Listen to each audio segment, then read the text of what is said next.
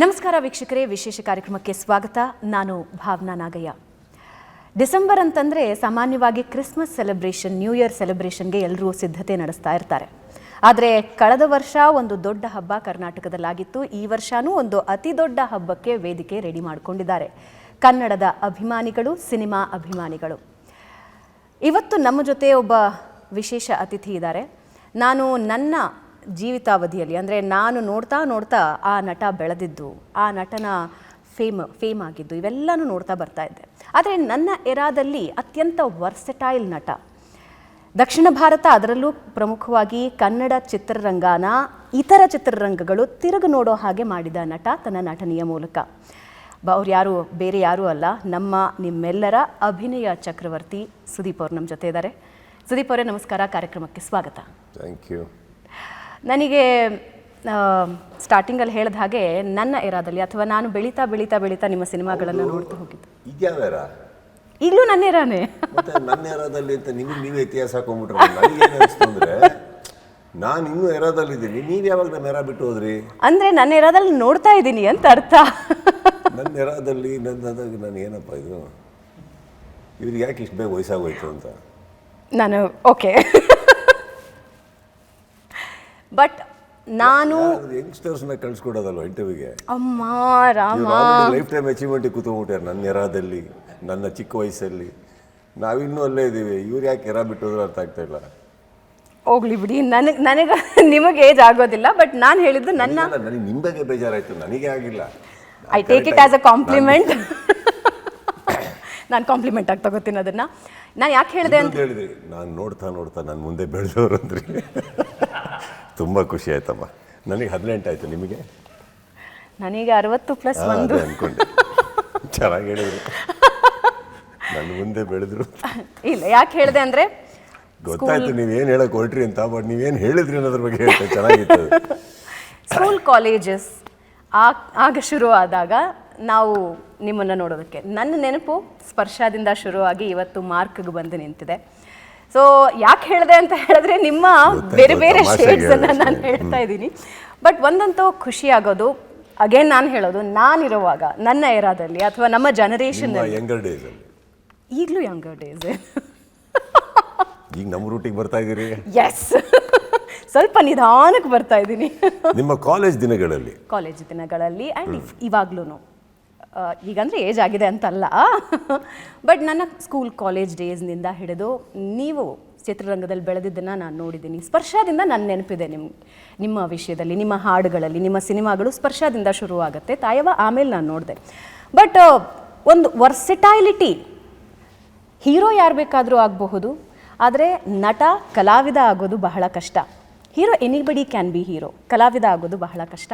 So ಒಬ್ಬ ಕಲಾವಿದರಾಗಿ ಇಡೀ ದಕ್ಷಿಣ ಭಾರತದ ಕಡೆಗೆ, ಕನ್ನಡ ಸಿನಿಮಾ ಇಂಡಸ್ಟ್ರಿ ಕಡೆಗೆ ಇಡೀ ದೇಶ ತಿರುಗಿ ನೋಡೋ ಹಾಗೆ ಮಾಡಿದ್ದು ನೀವು ಅಂತ ನನಗನ್ಸುತ್ತೆ. ಬೇರೆಯವರು ಅದನ್ನು ಬೇರೆ ರೀತಿ ಅರ್ಥ ಮಾಡಿಕೊಂಡ್ರು, ಬಟ್ ನಾನು ನೋಡಿದ ಹಾಗೆ ಇಡೀ ಚಿತ್ರರಂಗ ಹೆಮ್ಮೆಯಿಂದ ಹೇಳ್ಕೊಳ್ಳೋಕೆ ಶುರು ಮಾಡಿದ್ದು ನಿಮ್ಮಿಂದ. ಎಸ್ಪೆಷಲಿ ಈಗ ಮೂವಿಯಿಂದ ಹಿಡಿದು ಆ ಎರಾ ಶುರುವಾಯಿತು. ಅದಾದ ನಂತರನೂ ನಿಮ್ಮ ಇತಿಹಾಸ ಬರಿತಾ ಹೋಗ್ತಾ ಇದ್ದೀರಿ. ಆದರೆ ನನ್ನ ಪ್ರಶ್ನೆ ಇರೋದು, ಸ್ಪರ್ಶ ಸುದೀಪ್ ಮತ್ತು ಈಗಿನ ಕಿಚ್ಚ ಸುದೀಪ್ಗೆ ಇರೋ ವ್ಯತ್ಯಾಸ ಏನು? ವಯಸ್ಸು, ಓಕೆ, ಬ್ಯಾಂಕ್ ಬ್ಯಾಲೆನ್ಸು, ಇರೋ ಸತ್ಯ ಹೇಳ್ತಾರೆ. Okay, agreed. ಸ್ನೇಹಿತರ ಬಳಗ, ಬಹುಶಃ ಈ ಥರ ಪ್ರಶ್ನೆಗಳಿಗೆ ಉತ್ತರ ಕೊಡೋಕ್ಕಾಗುವಂಥ ಒಂದು ಬುದ್ಧಿ, ಇಷ್ಟು ಕೆಲವು ಬದಲಾವಣೆಗಳಿವೆ, ಕಾಣುವಂಥ ಬದಲಾವಣೆಗಳು. ಲವ್ಲಿ. ಏನಕ್ಕೆ ಹೇಳಿದೆ ಅಂದರೆ, ಐ ಥಿಂಕ್ ಒಬ್ವಿಯಸ್ಲಿ ಸ್ಪರ್ಶ ಮಾಡಬೇಕಾದ್ರೆ ಇಲ್ಲಿಗೂ ವ್ಯತ್ಯಾಸ ಏನು ಅಂತ ಕೇಳೋಕೆ ಹೋದರೆ, ಸ್ಪರ್ಶದಿಂದ ಇಲ್ಲಿವರೆಗೂ ಆದಂಥ 25 ವರ್ಷ, ಸ್ಪರ್ಶದಿಂದ 25 to 26 years of obviously 26 years of learning ಇದೆಯಲ್ಲ ಮಧ್ಯದಲ್ಲಿ, 26 years of mistakes ಇದೆಯಲ್ಲ, 26 years of downfall, 26 years of race, everything is there. There's a lot of education in this between Sparsha and Mark. ವ್ಯಕ್ತಿತ್ವ ವಿಕಸನ ವ್ಯಕ್ತಿತ್ವದಲ್ಲಿ ಬದಲಾವಣೆ ಆಗ್ತಾನೆ ಇರುತ್ತೆ. ಅದು ಆಗಿಲ್ಲ ಅಂದರೆ ನಾವು ಮನುಷ್ಯರೇ ಅಲ್ಲ. You have to. ಒಳ್ಳೇದಕ್ಕಾಗ್ಬೋದು, ನಾಟ್ ಸೊ ವೆರಿ ಗುಡ್ ಥಿಂಗಿಗೂ ಆಗ್ಬೋದು. That is the personal choices. My personal choices that there is definitely a difference in personality. ಅದರ ಎಲ್ಲ ವ್ಯಕ್ತಿತ್ವದಲ್ಲೂ ಇದೆ, ನನ್ನಲ್ಲೂ ಖಂಡಿತವಾಗ್ಲೂ ಇರುತ್ತೆ. ಆದರೆ ಒಳ್ಳೆ ರೀತಿಯಲ್ಲಿದೆ ಅನ್ನೋದು ನನ್ನ ನಂಬಿಕೆ. 25 ಇಯರ್ಸ್ ಆಫ್ ಜರ್ನಿ, ತಾಯವ್ವ ಸೇರಿಸಿದ್ರೆ 28 ವರ್ಷಗಳ ಸಿನಿಮಾ. 30 ಈಗ 29 ಆಯಿತು. ಈಗ come January it will be 30 30 ವರ್ಷ. 1996. 3 decades. ಹೆಂಗೆ ನೋಡ್ತೀರಿ ನಿಮ್ಮನ್ನು ನೀವು? ಹೆಂಗೆ ನೋಡ್ತೀರಿ ಅಂದರೆ ಇವಾಗ ಐ ಥಿಂಕ್ ಅವತ್ತಿಗೆ I guess lot of uncertainty. ಆಗ್ತೀವಿ ಆಗಲ್ಲ ಅನ್ನೋದು ಗೊತ್ತಿಲ್ಲ ನನಗೆ. ಬಟ್ ಐ ಥಿಂಕ್ ಎಲ್ಲೋ ಒಂದು ಮಂಡು ಧೈರ್ಯ ಅಂತ ಹೇಳುವಲ್ಲ. ಯಾಕಂದರೆ ನಾವು ಎಂಟ್ರಿ ಕೊಡ್ಬೇಕಾದ್ರೆ 96ಅಲ್ಲಿ ಎಲ್ಲರೂ ಇದ್ದಾರೆ, ಎಲ್ಲ ಹೀರೋಗಳಿದ್ದಾರೆ.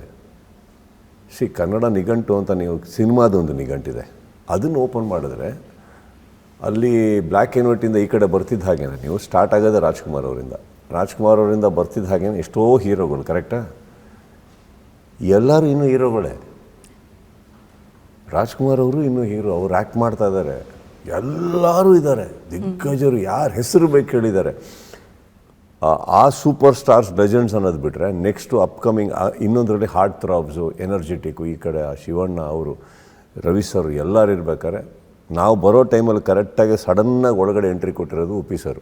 ಆವಾಗಂತೂ ಸೂಪರ್ ಸ್ಟಾರ್ಡಮ್ ಅವ್ರದ್ದು. ಕಾಮಿಡಿಗೆ ನೋಡಿದ್ರೆ ಅಲ್ಲೊಂದಿಷ್ಟು ಜನ ಹೀರೋಗಳು, ಆ್ಯಕ್ಷನಿಗೆ ನೋಡಿದ್ರೆ ಅಲ್ಲೊಂದಿಷ್ಟು ಜನ ಹೀರೋಗಳು. ನಮ್ಮನ್ನು ನಾವು ಕನ್ನಡಿಯಲ್ಲಿ ನೋಡಿಕೊಂಡ್ರೆ ಏನೂ ಕಾಣ್ತಾ ಇಲ್ಲ, ಮೀಸೆ ದಾಡಿನೂ ಇಲ್ಲ. ಎಲ್ಲಿ ಫಿಟ್ ಆಗ್ತೀವಿ ಅನ್ನೋದು ನಿಜವಾಗ್ಲೂ ಗೊತ್ತಿಲ್ಲ. ಅಂದರೆ ಇವತ್ತಿಗೆ ಅಟ್ಲೀಸ್ಟು ಒಂದಿಷ್ಟು ಖಾಲಿ ಸಿಗುತ್ತೆ ಜಾಗಗಳು ಇಲ್ಲಿ. ಅಲ್ಲಿ ಎಲ್ಲರೂ ಇದ್ದಾರೆ. ಆ್ಯಂಡ್ ಇವತ್ತಿಗೆ ನನಗೆ ಕೇಳಿದ್ರೆ I think I would have got scared. ಇವತ್ತಿಗಿರುವಂಥದ್ದು ಬಹುಶಃ ಒಂದು ನಾಲೆಡ್ಜ್ ಇದ್ದಿದ್ರೆ ಅವತ್ತಿಗೆ ಮಾಡಬೇಕಾ ಬೇಡವಾ, ಯಾಕಂದರೆ ಪಾಸಿಬಿಲಿಟೀಸ್ ತುಂಬ ಕಮ್ಮಿ ಕಾಣ್ತಾ ಇದೆ, you know. And not scared because ಮಾಡೋಕ್ಕಾಗಲ್ಲ ಅನ್ನೋದಲ್ಲ. You see possibilities are very less. And the choices, Kannada ಇಂಡಸ್ಟ್ರಿಗೆ ಇದ್ದ choices, the fantastic actors and heroes ಅವತ್ತಿಗೆ. ನಾವು ಎಲ್ಲಿ ಫಿಟ್ ಆಗ್ತೀವಿ ಗೊತ್ತಿಲ್ಲ. ನಾನು ಅದಕ್ಕೆ ಹೇಳಿದ್ದು ಮಂಡಿದೇರಿ ಅಂತ. ಬಹುಶಃ ದಟ್ ಇಸ್ ವಾಟ್ ವರ್ಕ್ಡ್. ತಲೆಯಲ್ಲಿ ಏನಿತ್ತು? ಓಡ್ತಾ ಇದ್ದಿದ್ದು ಏನು ಇರಲೇ ಇಲ್ಲ, ಅದಕ್ಕೆ ಚೆನ್ನಾಗಾಗಿದ್ದು. ತಲೆಯಲ್ಲಿ ಏನಾದ್ರು ಇದ್ದಿದ್ರೆ ಏನೂ ಎಲ್ಲೂ ಹೋಗ್ತಾ ಇರಲಿಲ್ಲ. ಯಾಕಂದರೆ ಆ ಕ್ಯಾಲ್ಕುಲೇಷನ್ ಮಾಡೋಕ್ಕೆ ಹೋಗಿ ಇನ್ನೊಂದೇನೋ ಮಾಡೋಕ್ಕೆ ಹೋಗಿ ಹಿಂಗೆ ಇದು ಕ್ಯಾಲ್ಕುಲೇಟ್ರೂ ಇರಲಿಲ್ಲ, ಜೇಬಲ್ಲಿ ದುಡ್ಡು ಇರಲಿಲ್ಲ, ಎದುರುಗಡೆ ಕೆರಿಯರ್ ಇರಲಿಲ್ಲ, ಮಕ್ಕದ ಮೇಲೆ ಮೀಸೆ ದಾಡಿನೂ ಇರಲಿಲ್ಲ. ಸೊ ಐ ಥಿಂಕ್ ನಮಗೆ ಏನೂ ಇರಲಿಲ್ಲ. ಬರಬೇಕಿತ್ತು ಒಂದು ಚಿತ್ರರಂಗದಲ್ಲಿ, ಒಳಗಡೆ ಬರೋಕ್ಕೆ ಒಂದು ಬಾಗಿಲು ಕಾಣಿಸ್ತು, ಇದ್ರ ಒಳಗಡೆ ಹೋದರೆ ಇಂಡಸ್ಟ್ರಿಗೆ ಹೋಗ್ತಾರಂತೆ ಅನ್ನೋದೊಂದು ಮೆಟಫಾರಿಕ್ಕಾಗಿ ಹೇಳ್ತಾ ಇದ್ದೀನಿ ನಾನು.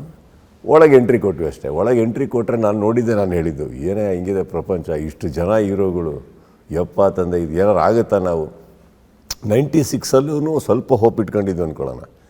97, 98 ಆಗಸ್ಟ್ ಒಳಗೆ ಇವರೊಂದು ಎಂಟ್ರಿ ಕೊಟ್ರಪ್ಪ ಉಪ್ಪಿ ಸರು. ಎಂಟೈರ್ ಕರ್ನಾಟಕ ಅಲ್ಲಾಡಿಸ್ಬಿಟ್ರು. ಇರೋ ಹೋಪು ಹೋಗ್ಬಿಡ್ತು ನಮಗೆ, ಎಲ್ಲಿಂದ ಬರ್ತೀವಿ ನಾವು ಅಂತ. ಅಂದರೆ ಕ್ರೇಜ್ ಅಂದರೆ ಈ ಥರ. ಅಂದರೆ ಆ ವ್ಯಕ್ತಿಗೆ ಮಾಡಿದ್ದನ್ನು ಮಾಡಿದ್ರೆ ಮಾತ್ರ ಈ ಜನ ಒಪ್ಪೋದು ಅಂದಾಗ ನಾವು ಎಲ್ಲಿ ಫಿಟ್ ಆಗ್ತೀವಿ ಆ ಥರ. ಅವ್ರಿಗೆ ಥರ ಮಾಡೋಕ್ಕೆ ನಮ್ಮ ಕೈಲಿ ಆಗಲ್ಲ. ಅವ್ರಿಗೆ ಬರವಣಿಗೆ, ನಿರ್ದೇಶನ, ಈಸ್ ಅ ಕಂಪ್ಲೀಟ್ ಪ್ಯಾಕೇಜ್ ಅಲ್ಲ. So it was not possible. ಎಲ್ಲೋ ಏನೋ ಗೊತ್ತಿಲ್ಲ ಅದು. ಆ್ಯಂಡ್ ಇನ್ನೊಂದು ನನಗೆ ವರ್ಕೌಟ್ ಆಗಿರೋದೆ ಅವ್ರು ಬಿಟ್ಟು ಇವ್ರು ಬಿಟ್ಟು ಅವ್ರು ಯಾರು ಅಂತ ಆಟಮ್ಮ. ಹುಚ್ಚ ಒಂದು ಸಿನಿಮಾ ಇಡೀ ಇಂಡಸ್ಟ್ರಿ ಓಡ್ತು. ನೀವ ಅಂತ ಯಾರು ನೋಡಿದ್ರು ನಾನು ಮಾಡಲ್ಲ, ಈ ಕೂದಲು ತೆಗಿಬೇಕಂದ್ರೆ ಹೆಸರಿರೋರು ಯಾರೂ ಮಾಡೋಕ್ಕೆ ಒಪ್ಪಲಿಲ್ಲ ಆ ಸಿನಿಮಾನ. ನಾವೆಲ್ಲ ಚಾಯ್ಸ್ ಅಲ್ಲ ಹುಚ್ಚ ಪಿಕ್ಚರ್ಗೆ, ಆ ಸೇದು ಅನ್ನೋದಕ್ಕೆ. ಎಲ್ಲೋ ಸೈಕಲ್ ಗ್ಯಾಪಲ್ಲಿ ನನ್ನನ್ನು ನೋಡಿಬಿಟ್ಟವರು ಇನ್ಯಾರೂ ಸಿಕ್ಕಲಿಲ್ವಲ್ಲ ಅಂತ ನನ್ನ ಬುಡಕ್ಕೆ ಬಂತದ್ದು. ಅಂದರೆ ಯಾರು ಕೂದಲು ತೆಗಿಯೋಕ್ಕೆ ರೆಡಿ ಇಲ್ಲ, ಏನಕ್ಕೂ ರೆಡಿ ಇಲ್ಲ. ನಮಗೆ ಕೆರಿಯರೇ ಇಲ್ಲ, ಕೂದಲು ಇಟ್ಕೊಂಡು ಏನು ಮಾಡೋಣ, ಏನು ಬೇಕಾದ್ರೆ ತೆಗಿತೀವಿ, ಬನ್ನಿ ಸರ್ ಕೊಡಿ ಆ ಸಿನಿಮಾ ನಮಗೆ ಅಂತ. ನನಗೆ ವರ್ಕೌಟ್ ಆಗಿದ್ದೆ ಅದು. ಅಂದರೆ ಎಲ್ಲರೂ ಬೇಡ ಅಂದ ಸಿನಿಮಾ ನನಗೆ ಬಂತಲ್ಲ. ಇಲ್ಲಾಂದರೆ tell me something, how will somebody make a film like ಸೇದು ವಿತ್ ಮೀ? ನನ್ನ ಟ್ಯಾಲೆಂಟ್ ಗೊತ್ತಿಲ್ಲ, ನನ್ನ ಕೈಲಿ ಮಾಡೋಕ್ಕಾಗತ್ತಾ ಗೊತ್ತಿಲ್ಲ. It's a very highly talent oriented cinema ಅದು. ನಾನೇನಂಥ ಸಿನಿಮಾ ಮಾಡಿಲ್ಲ. ಸ್ಪರ್ಶದಲ್ಲಿ ಒಂದು ಅದ್ಭುತವಾದಂಥ ಟೆಕ್ನಿಷಿಯನ್ ಒಟ್ಟಿಗೆ ಕೆಲಸ ಮಾಡಿದ್ದೀನಿ, ಅದ್ಭುತವಾದಂಥ ಒಂದು ಸಿನಿಮಾದಲ್ಲಿದ್ದೀನಿ ಅನ್ನೋದು ಹೊರತು ಬಿಟ್ಟರೆ ಸ್ಪರ್ಶದಲ್ಲಿ ನಾನು ಅನ್ನೋದಕ್ಕೇನು ಇಲ್ಲ ಅಲ್ಲಿ. I was well supported by great music director, technician, ಸುಧಾರಣಿ ಅಂತ ಒಂದು ದೊಡ್ಡ ಹೆಸರು. ವೇಣು ಅಂತ ಒಬ್ಬ ಛಾಯಾಗ್ರಾಹಕ, ಇವರೆಲ್ಲರೂ ಸೇರಿ ಸ್ಪರ್ಶ ಮಾಡಿದ್ದು. ಅದರೊಳಗೆ ಇದ್ದೀನಿ ನಾನು ಅಷ್ಟೇ. ಆ ಫಿಲ್ಮ್ ಮುಗಿಸೋಷ್ಟ್ರೊಳಗೆ ನನಗೂ ಫ್ಯಾನ್ಸ್ ಹುಟ್ಕೋತಾರೆ ಅನ್ನೋಂಥ ಕ್ಯಾರೆಕ್ಟರ್ ಆರ್ಕೇನಲ್ಲ ಅದು. ಆ್ಯಂಡ್ ಈ ಸಿನಿಮಾ ನನಗೆ ಬರಬೇಕಾದ್ರೆ ನೋಡಿ, ಇದಕ್ಕೆ ರಿಕ್ವೈರ್ಮೆಂಟ್ ಬಂದು ಒಂದು ಮ್ಯಾನ್ಲಿ ಒಂದು ಹುಡುಗ ಬೇಕು, ದಾಡಿ ಮೀಸೆ ಬಿಟ್ಟಿರಬೇಕು, ಹಿಂಗಿರಬೇಕು, ಸಿಗರೆಟ್ ಸೇದಬೇಕು. ನಾನು ಸಿಗರೆಟ್ ಸೇದಲ್ಲ, ದಾಡಿ ಮೀಸೆ ಇಲ್ಲ. ಹುಚ್ಚಾಗಬೇಕಾಗಿರೋ ಏನು ಅಂತ ಒಂದು ಟೀನಿ ವೀನಿ ಟ್ಯಾಲೆಂಟು ಸ್ಪರ್ಶದಲ್ಲಿ ನಾನು ತೋರಿಸಿಲ್ಲ. ಹೆಂಗೆ ಬಂತು ಅಂತ ಇವತ್ತಿಗೆ ಯೋಚನೆ ಮಾಡೋಕ್ಕೆ ಹೋದರೆ ಅವಾಗ ಅರ್ಥ ಆಗುತ್ತೆ, ಅವ್ರು ಬಿಟ್ಟು ಅವ್ರು ಯಾರು ಸಿಗಲೇ ಬಂತು ನನಗದು. ಅಲ್ಲಿಂದ ಒಂದು ಕೆರಿಯರ್ ಓಪನ್ ಆಗಿತ್ತು. ಇವಾಗ that is my, I think the most luckiest part is when everybody rejected it, not that I got it. ಅವರೆಲ್ಲ ರಿಜೆಕ್ಟ್ ಮಾಡಿರೋದು ನನಗೆ ಹೆಲ್ಪ್ ಆಯಿತು. Somebody's rejection, another's It's luck. obvious, but so many rejected, not one or two. ಆವಾಗ ಬಂತಲ್ಲ, so I think that is where everything changed. So that is been the journey. So ಅದಕ್ಕಿಂತ ಮುಂಚೆ ಒಂದು fabulous face ಇತ್ತು. ಇವಾಗ ನೀವು ನೋಡೋಕ್ಕೆ ಹೋದರೆ ಯಾಕೆ ಈ ಮಂಡು ಧೈರ್ಯ ಅಂದಾಗ ಇದಿಷ್ಟು ವರ್ಕೌಟ್ ಆಗುತ್ತೆ ನಮಗೆ. ಇನ್ಫ್ಯಾಕ್ಟ್ ಹುಚ್ಚ ಬಂದಾಗ್ಲೂ ಆ ಸಿನಿಮಾ ತಮಿಳಲ್ಲಿ ನೋಡಿದರೆ ಯಾರು ಅಂದರೆ ಅವರೆಲ್ಲ ರಿಜೆಕ್ಟ್ ಮಾಡೋಕ್ಕೆ ಕಾರಣ ಇತ್ತು. ಎಲ್ಲರೂ ಹೆಸರು ಮಾಡಿದರು, ಗ್ಲ್ಯಾಮರಲ್ಲಿದ್ದರು, ಹೆಸರಿತ್ತು. ಅಲ್ಲಿ ನೋಡಿದ್ರೆ ಅರ್ಧ ಸಿನಿಮಾ ಆಗ್ತಿದ್ದಂಗೆ ಕರೆಕ್ಟಾಗಿ ಮೈ ಮೇಲೆ ಬಟ್ಟೆ ಇಲ್ಲ, ತಲೆ ಮೇಲೆ ಕೂದಲಿಲ್ಲ, ಚೈನ್ ಹಾಕೊಂಡು ಓಡಾಡ್ತಾ ಇರಬೇಕು ಇಡೀ ಪಿಕ್ಚರ್. ಇದು ಹೋಗುತ್ತಾ ಹೋಗಲ್ವಾ ಗೊತ್ತಿಲ್ಲ, ನಮ್ಮ ನೇಟಿವಿಟಿ ಅಲ್ಲ ಅಂತ ಇದ್ರು ಆವಾಗಿನ ಇದರಲ್ಲಿ. ಬಟ್ ನಿಮ್ಮ ತಲೆಯಲ್ಲಿ ಬರಲಿಲ್ವಾ ಅದು? ನಾನು ಹೆಂಗೆ ಇದು ಹೇಳಿದ್ನಲ್ಲ, ನನಗೆ ತಲೆನೇ ಇರಲಿಲ್ಲ ಕರೆಕ್ಟಾಗಿ, ಅದಕ್ಕೆ ಎಲ್ಲ ವರ್ಕೌಟ್ ಆಗಿದ್ದು. ಅದೊಂದು ಸಿನಿಮಾ ಬಂತು, ನನಗೆ ಅಷ್ಟೇ ಗೊತ್ತು. ಸಿನಿಮಾ ಒಂದು ಸತಿ ನೋಡಿದೆ, ನನಗೆ ತುಂಬ ಇಷ್ಟ ಆಯಿತು ಸಿನಿಮಾ. ಕೇಳಿದೆ ಕೆಲವ್ರಿಗೆ, ಅವತ್ತು ನನ್ನ ಅಕ್ಕಪಕ್ಕ ಇರೋರ್ಗೂ ಅಷ್ಟು ಸಿನಿಮಾ ನಾಲೆಜ್ ಇರಲಿಲ್ಲ.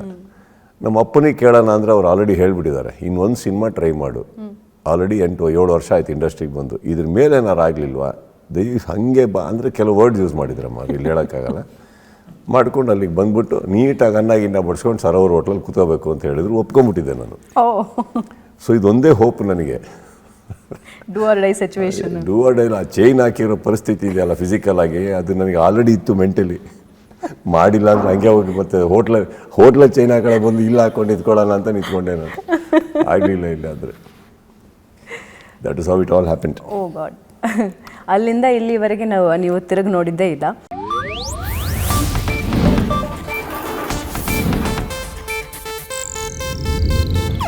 ಇದು ಏಷ್ಯಾನೆಟ್ ನ್ಯೂಸ್ ನೆಟ್ವರ್ಕ್ ಪ್ರಸ್ತುತಿ.